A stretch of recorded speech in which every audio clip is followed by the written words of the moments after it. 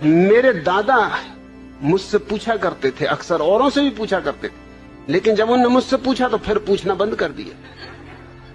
वो पूछा करते थे कि अक्ल बड़ी की भैंस।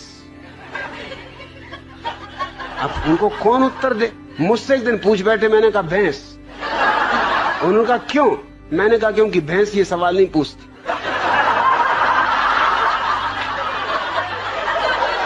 ये खुजली तुम्हारी अक्ल में ही चलती। भैंस तो बिल्कुल परमहंस दशा में। मैं कई भैंसों के पास जाके कई घंटों खड़ा रहा, कोई भैंस नहीं पूछती कि अक्ल बड़ी की भैंस। अरे भैंस को पता ही है कि हम बड़े, क्या पूछना। फिर उन्होंने नहीं पूछा। फिर मैं कई दफा उनसे पूछता था कि पूछो ना अक्ल बड़ी की भैंस। कहते तू चुप रहे।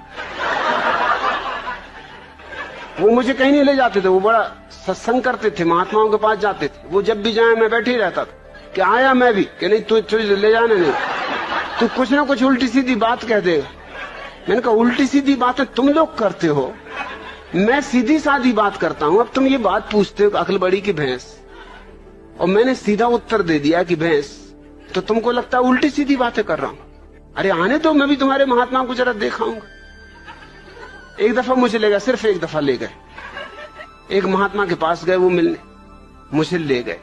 महात्मा की उम्र रही हो कोई 30 साल, मेरी उम्र रही होगी मुझसे से कोई 15 साल, और मेरे दादा की उम्र रही कम से कम 60 साल। महात्मा ने उनसे कहा आओ बच्चा बैठो।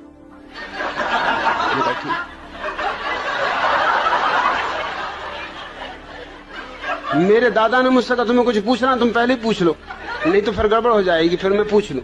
मैंने उनसे पूछा कि बच्चा एक जवाब दो। महात्मा बहुत नाराज हुए, कहने लगे मुझसे बच्चा कहते हो?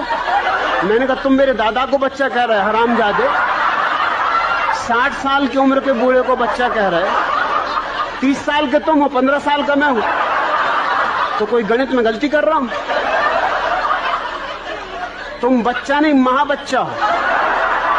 मेरे दादा ने मुझे फौरन बाहर निकाला, तू जा भैया, तू घर जाओ, कभी मेरे साथ